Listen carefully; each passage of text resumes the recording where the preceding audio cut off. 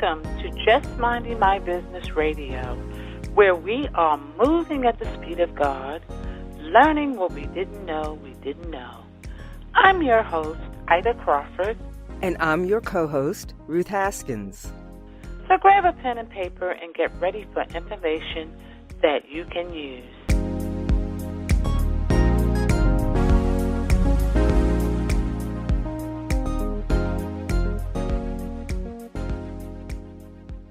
Welcome to Just Minding My Business. I hope your day was full of joy.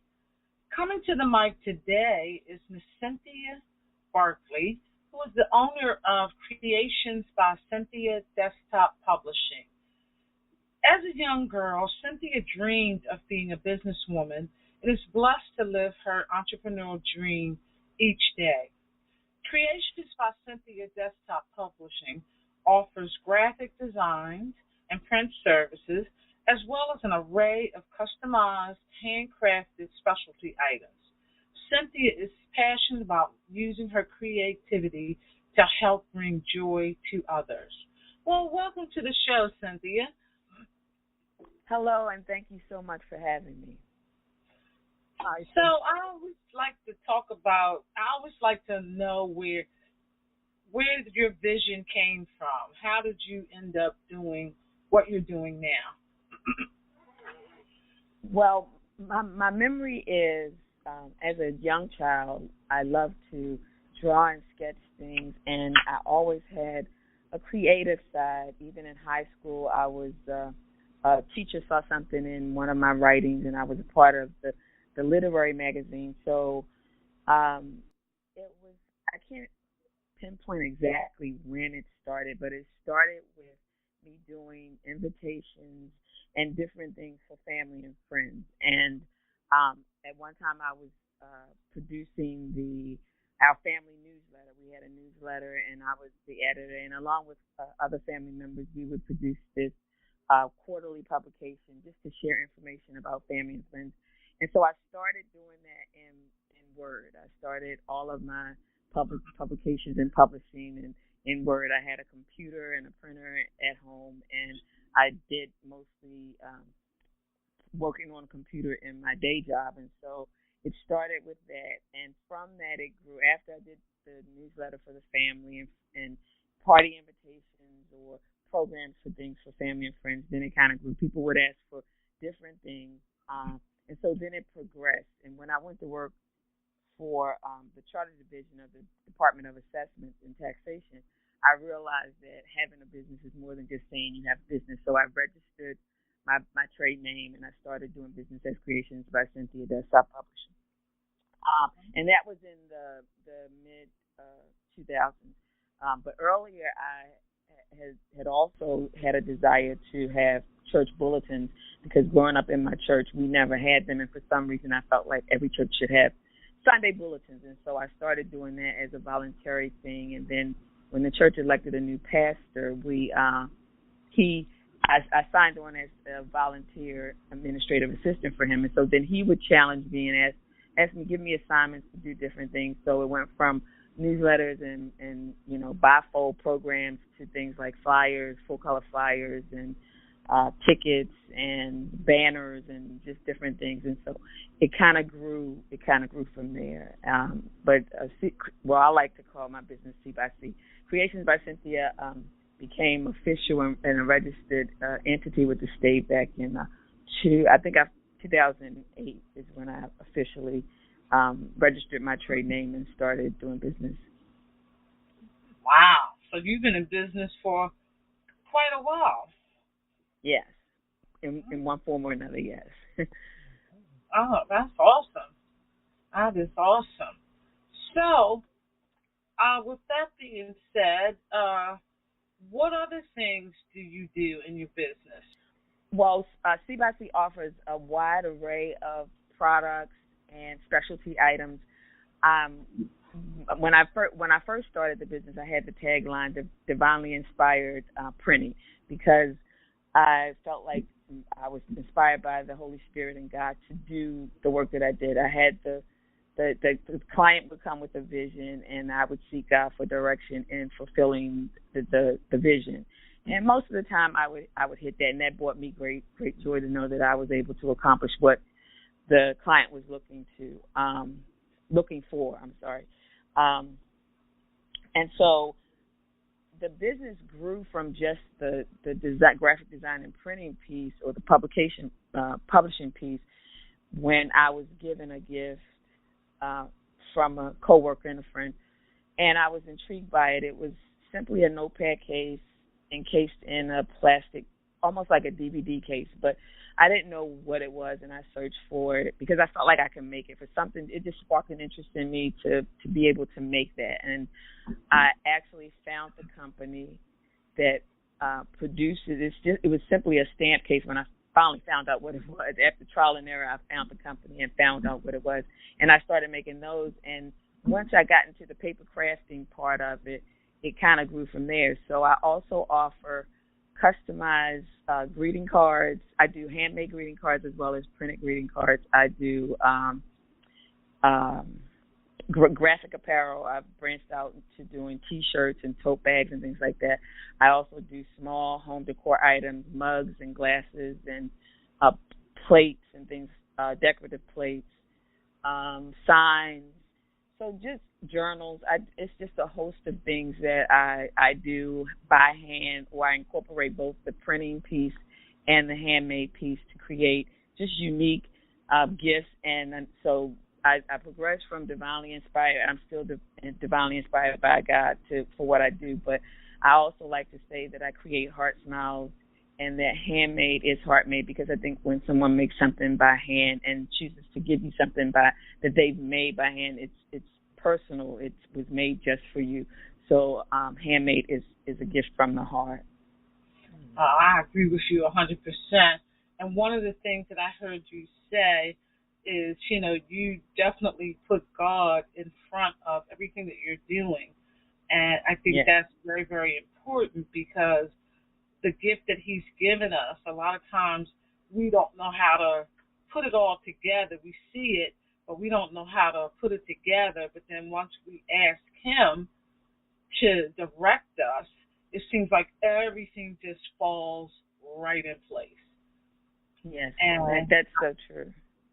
And I like how you put God first in every creation that you make. Yes, I have to. I learned that I have to put him first in everything, in every aspect of my life, and especially in my business. So I start my mornings seeking God for creativity, for imagination, for vision. And there are moments when my mojo is a little off and I have to step away from a project. But like I said earlier, most of the time, I would say 99.9% of the time, when I start a project, I hit the mark. At least the client says that they're pleased. They're some have been overwhelmed. Overjoyed with just the end product. So, and I give all glory to God, because I couldn't do it without him. I agree with you 100%. I start my day the same way. I'm like, Lord, what we gonna do today? Right. Because a lot of times, I'm not in control.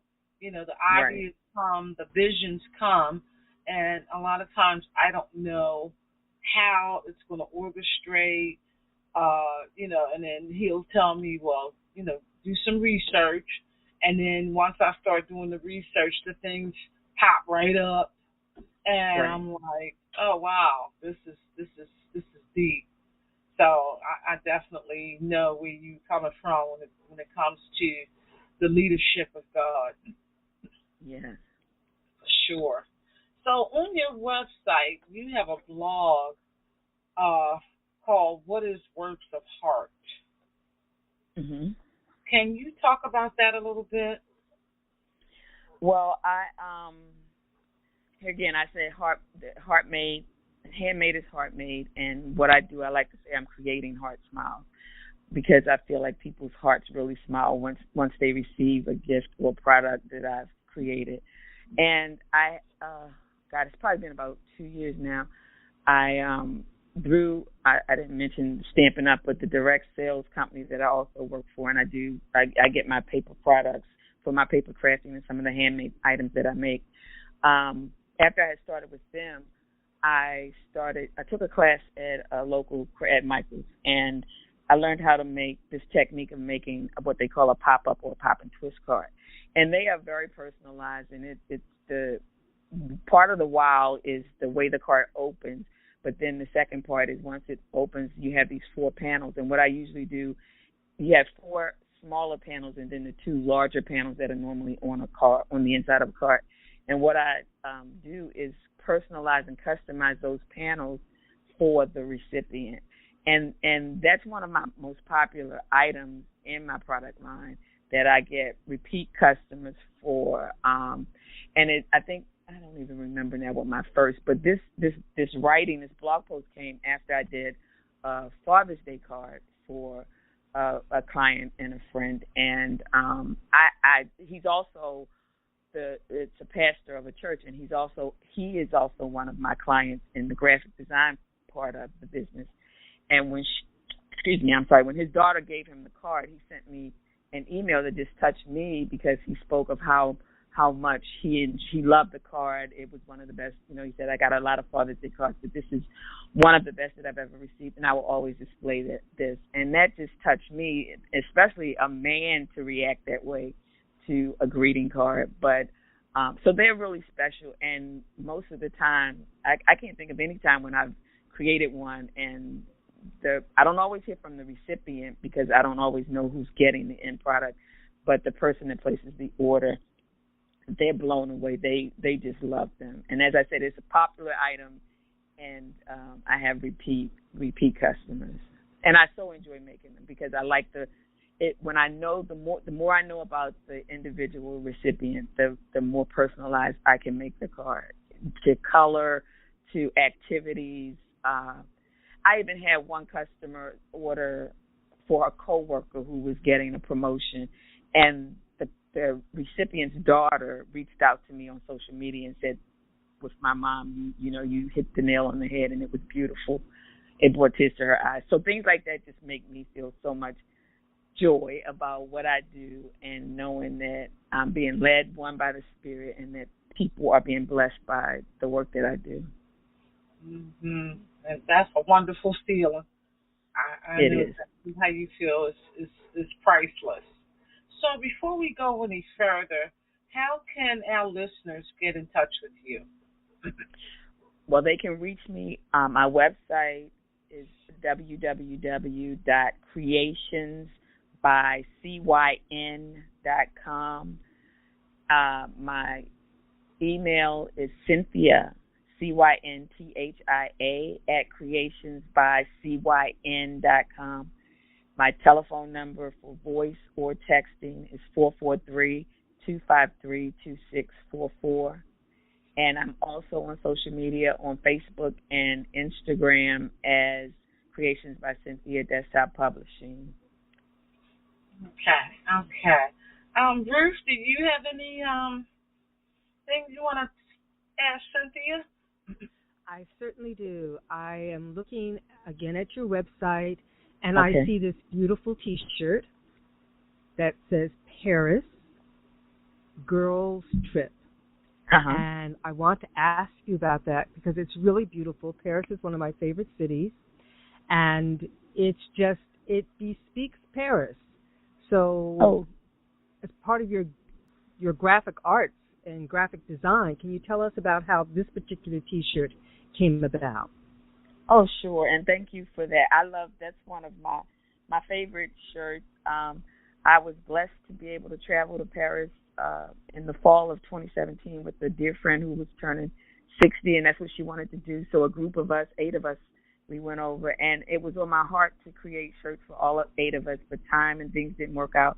So I only got 2 shirts done. It was one for my friend who was celebrating her birthday, and one was supposed to be for me. And when we got there, I was like a kid in a candy store. I wanted to give it to her right away, but I did wait until we got checked into the hotel and settled, and I went to her room, and I gave it to her. And her aunt was present, who was her roommate, and I ended up giving her aunt the shirt that I had made for me. And I kept looking each day as we would go out venturing in Paris, and I'm like, well, is she going to wear this shirt? but I never saw her in it, and so I kind of resigned myself. Well, it's her; she'll wear it when she wants to. And then on our last day, she had it on when I went down to breakfast, and I was so excited. And I said, "Oh, you have a shirt on there." She actually shared that she was feeling bad because everybody didn't have a shirt, and she didn't. And then she said she decided, well, it's my birthday, and it's my birthday shirt, and so she wore it, and it actually drew me free advertisement in the airport as we were in the security line to come home. Someone complimented her on the shirt, and she said, well, she made it. I think the person asked, oh, that's a nice shirt. Where'd you get it? And she said, oh, well, she made it. And so the woman asked, well, actually 3 people asked for my business cards, but I only heard from one woman, Carol, my friend now in Colorado.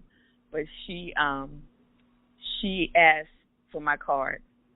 And I didn't think that she would really reach out, but she did. When we got, it was a while because when she finally contacted me, she said that she had actually lost my card and she had to rely on her girlfriend, who was one of the other people who took my card, to get the information. But she reached out and she ordered 3 cards. 3 shirts. She decided on just the Paris Eiffel Tower with the word Paris, but she ordered the shirt, and so that's one of my favorite. As I said, it kind of kicked off the apparel piece of the business, and thank you for complimenting me on that. It is quite nice. Yes, it is. Very, very nice. Thank you. Yes, it is. It's really it's very elegant for a T-shirt. Yes, I think that's it. It's very elegant for a T-shirt. Yes, it is. Okay. It's really nice in that way. Can you tell us a little bit about your process? I know there are people who are listening who have, dreams of being of using their crafts in a more productive, even financial way. Can you give our listening audience some tips on how to begin their business, some of maybe the do's and don'ts of craft work? Okay. Well, the first thing is I believe that everybody has something that we were created to do other than, the 9 to 5, even though we have to work. But this work is my passion, and this is something that I would do if I never got paid. I realize I can't live without getting paid, but if I could do it all day and have nothing else to do, I would just be content. And so I would first suggest that they tap into what their passion is or what that thing is that they love to do, and they maybe feel like, oh, even if I didn't get any money for it, I would just do this. And that's probably the thing that they were created, one of the things they were created to do. And I would suggest not to put it to the side, because a lot of times we think, oh, I'm going to wait until retirement or I'm going to wait until later. But no, start honing that craft and working on it even now, even if it's just that you do it for free and you do it for yourself or you do it for friends and family. And then I would suggest that if you don't have a space or niche in your home, that you would set up a space where it's your creative space, because you need uncluttered, even though sometimes crafting can be very cluttered, but an area where it's your space and you can be free to create and to have the creative juices flow, even if it's just a table and a chair at your dining room table. But cut out some time as frequently as you can to do that. And then when you want to progress to the business piece, I always suggest that you legitimize your business by registering with the state or getting the licenses that you need. I also suggest that people research, or educate themselves on that craft or that skill that they want to monetize, because there's information on the internet, even though Google doesn't have everything that's always true and gospel, but you can research. There's videos, there's information, there's the library you can go to.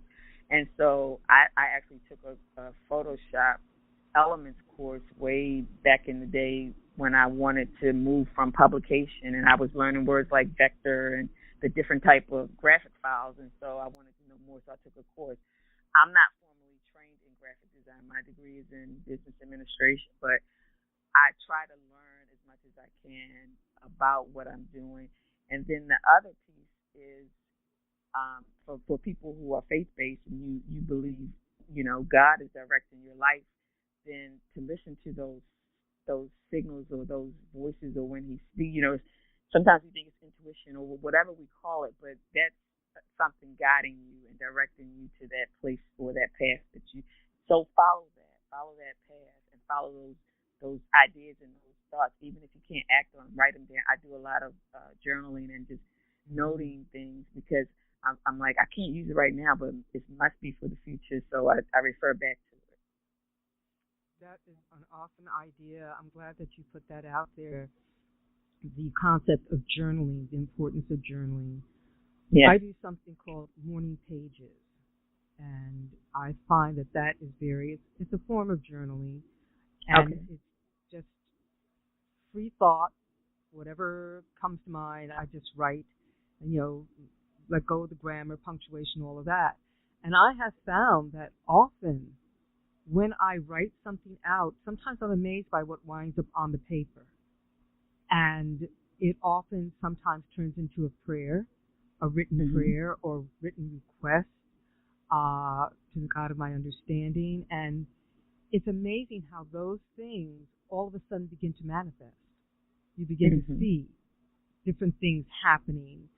You start hearing from people that you didn't expect to hear from. Or you'll be out somewhere, and one of my favorite things is that I'll be in a bookstore, and I always say that, books kind of like fall into my lap, and it's exactly what I need at that moment. The research that I was looking for, it was the piece of a puzzle that I was looking for, and it'll be exactly what I need. So journaling is really, really important. And I think anyone who wants to do anything creative, they need to journal. It's almost a requirement, because we have this whole thinking thing where we have all of these, what would you call them, inner critics. Right. That if you listen to the inner critic, we will never accomplish anything, because the inner critic is always telling you, oh, don't, stop, no, you can't, why. It always has something negative to say. So that was really very helpful. Thank you for putting that out there. Oh, you're welcome. Yeah, and just wanted to touch on something that you just said. I had to learn to think positively, because I would always let those negative thoughts influence my decisions and my actions and fear. And I still fight against fear, because I don't even know why, because I know better, and life has proven that I faith over fear. But those thoughts, so I purpose to be positive. I purpose to see the good in situations and in people. And when you train your mind to think differently, you can, and you help to dispel those negative thoughts and those negative feelings and those things that hinder us. Because I think it's all designed to hinder us from fulfilling purpose and from living in the abundance that we've been promised in the way that we're supposed to live. You're saying that reminds me of that saying, when you change the way you look at things, the things you look at change. Absolutely. Absolutely. And then we also have to understand that thoughts come in pairs, positive and negative. So with that, once you know that, then it becomes which one am I going to lean towards? Because pretty much it's negative and positive. And that's the way that the world is really, negative, positive. But once you understand that that's the way it is, then you can train your mind to say, to lean more towards the positive side. Right. Now, this is interesting that you should say that, Ida, because I want to ask you this, Cynthia.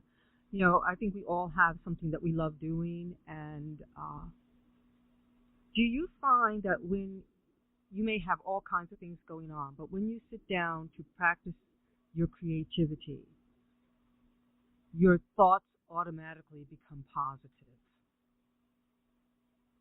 and you find yourself in a very positive frame of mind? I'm just asking. I know that's what happens to me. And for the most part, most of the time, I'll have to be in a really funky mindset or a bad place for it not to.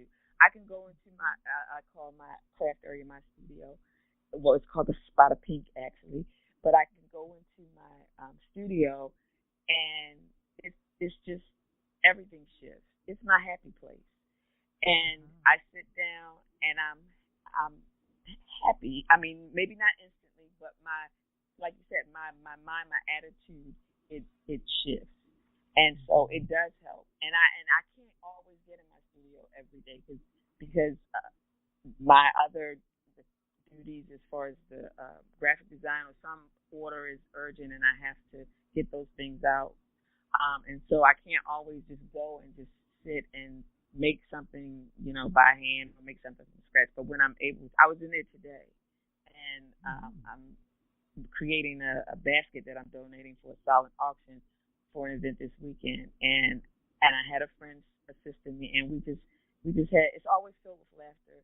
It's just a happy, positive, joyful place. So yes, it does. If I go to my creative space, to my happy place, it does make me happy. I feel the same way when I'm in my creative space, and I'll sometimes get up and come into my office like 7:30 in the morning, and when I look up, it's 3 o'clock. Right. And you're like, where did the time go? Yes, absolutely. I am so involved in what I'm doing, or I'm teaching myself something new, and when it works, I'm like doing a happy dance, just having fun with it. And So another thing, I'm sorry. Go ahead.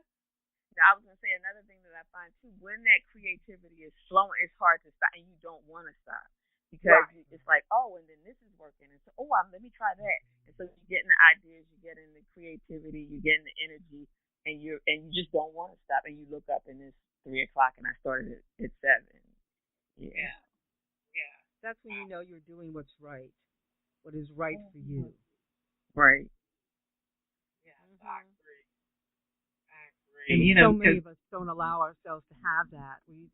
We're so used to listening to the corporate message that the 9 to 5, climbing the ladder, getting ahead, all of that whatever creativity we have, we tend to ignore it or sometimes actually stomp all over it because we think that it's our creativity that is getting in the way of our getting ahead in life, making a name for ourselves, making the money or whatever.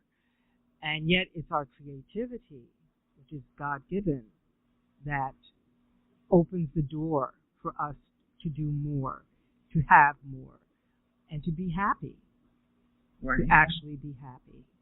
And that's so important, just being happy with whatever God has chosen for you to be. Just be happy. That's true. I tell my son, I think a lot of times the society we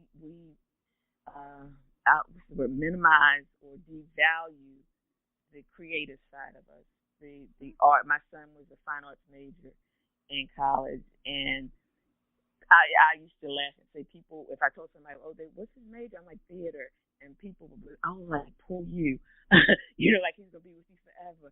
But I really wanted him to get a quality education, which I believe he has. We sacrificed for him to get his education. And I know he's prepared to do just about anything.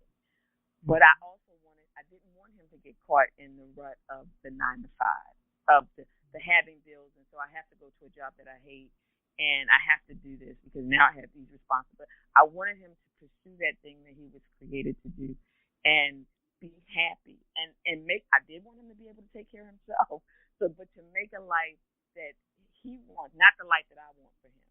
And so I think that society, we tend to, like you were saying, Ms. Ruth, we stifle that side and we make it something wrong when no, it's a God-given gift that he put in us, and we're to use it to serve others or to give back or to bless others.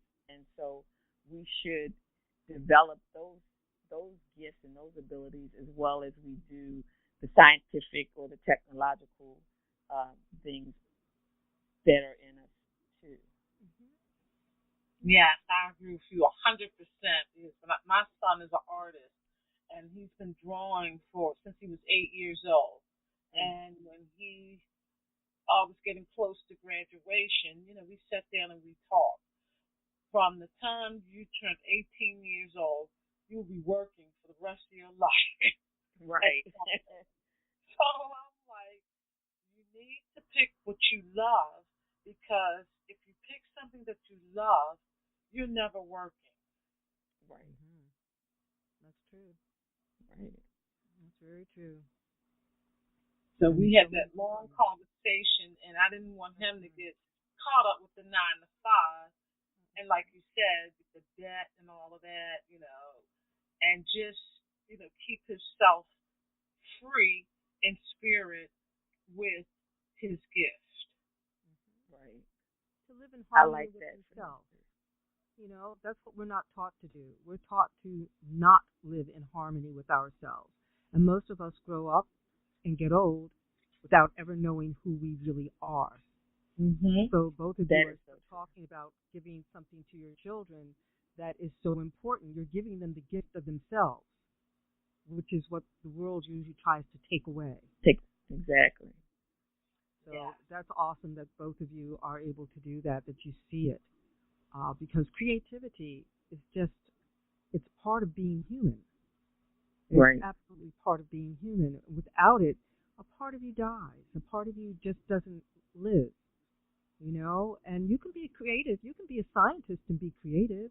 Right. You can be a mathematician. Oh, my goodness. Einstein, come on.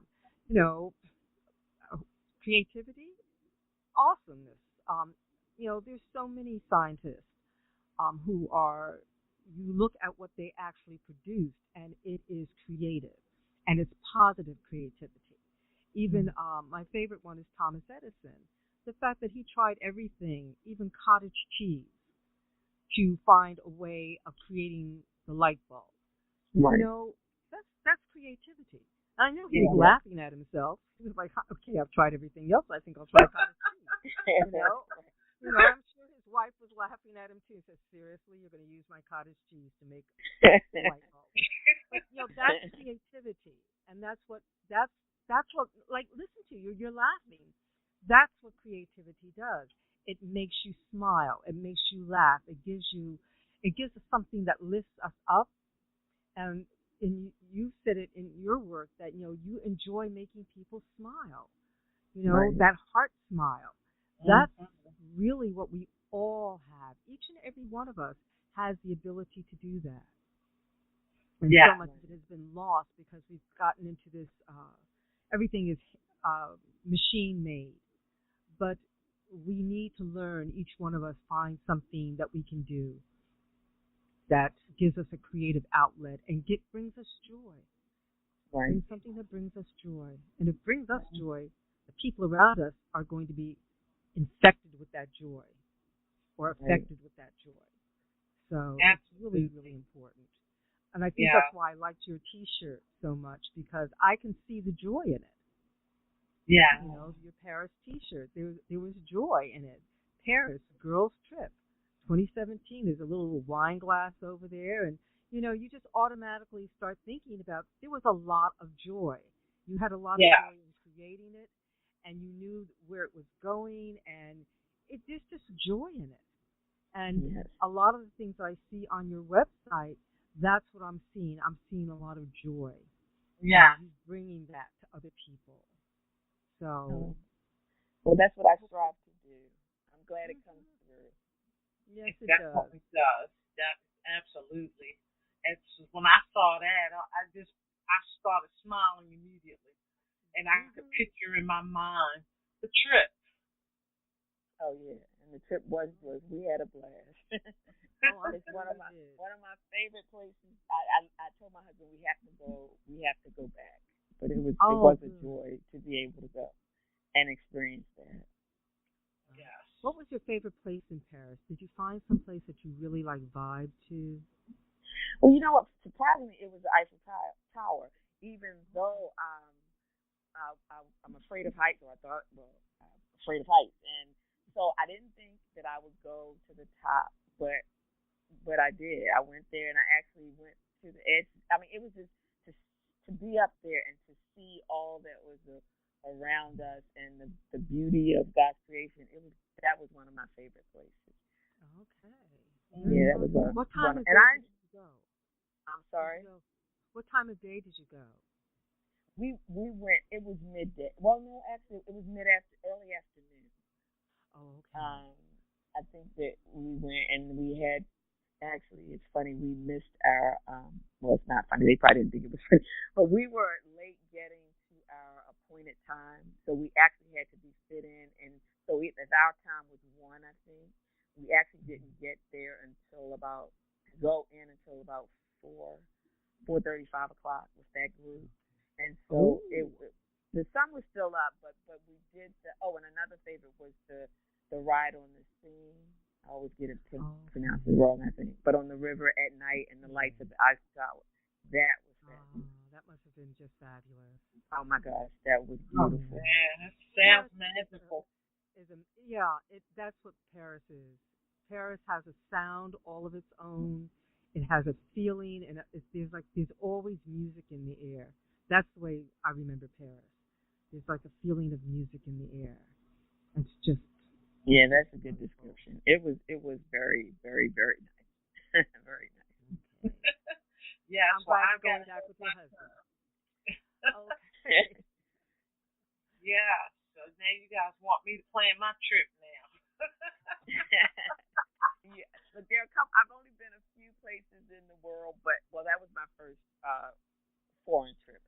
But no, I did go to Mexico, but off this continent. So, but Hawaii is one place that I definitely want to go back to, and Paris, France is the second. Another place I definitely want to go back to. Beautiful, both very beautiful. And the people were pretty nice both places too. So if you can ever go, and Paris actually was cheaper than Hawaii 10 years later, but yeah. If you can go. Oh, okay. Well, that's on my to-do list. For sure. Well, it has been a blast talking to you, Cynthia. You got me over here smiling. I just love it. Thank you so much for this opportunity. I so greatly appreciate it. We greatly appreciate you. And before we wrap up, give out your information one more time so that our listeners can see and experience your beautiful work. Okay, sure. Website is www.creationsbycyn.com. Email Cynthia@creationsbycyn.com.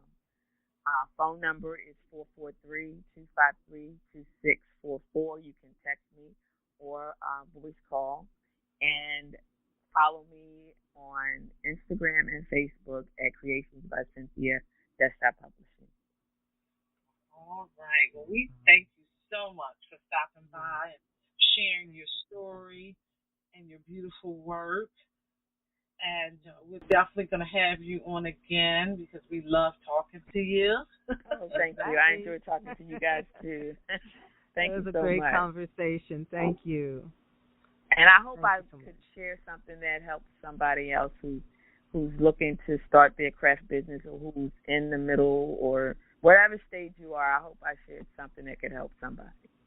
Oh. Absolutely. And that's what this show is all about, helping the next person who may be stuck somewhere trying to do exactly what you're doing. And you just shine the light to them. Wow. I hope I did. Thank you to the amazing women of a Sister Circle Empowerment Network, ASCEN LLC, and our media partners. Let Just Minding My Business Media promote your business. For information, visit us at jmmb.asistercircle.org. That's jmmb.asistaccircle.org. Voiceovers by RCH VoiceWorks, for when you want to be heard. call 443-620-4115.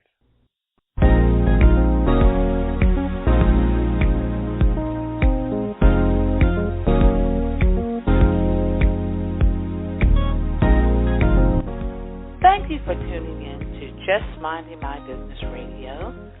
I'm your host, Ida Crawford. And I'm your co-host, Ruth Haskins. We hope you enjoyed the show and appreciate you stopping by. Many blessings to you and yours.